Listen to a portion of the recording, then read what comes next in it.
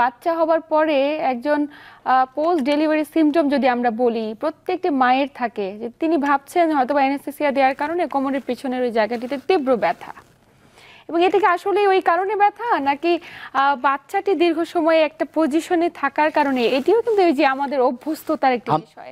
আমি এবং আমার টিম সদস্য আমরা বলে থাকি ইনজেকশনের জন্য নয়, আপনি বাচ্চা পেটে আনলেন, আস্তে আস্তে আস্তে আস্তে আপনার পেট বড় হবে, আপনার স্যাক্রিলেক জয়েন্টটা একটু ফাঁকা হবে, আপনার পেছনটা এখন দেখতে যেরকম ছোট, মা হতে গেলে এটা অনেকটা পেছন থেকে বড় হবে, এটা ছেড়ে দেবে, এবং মাসেল কি হবে, উইক হবে।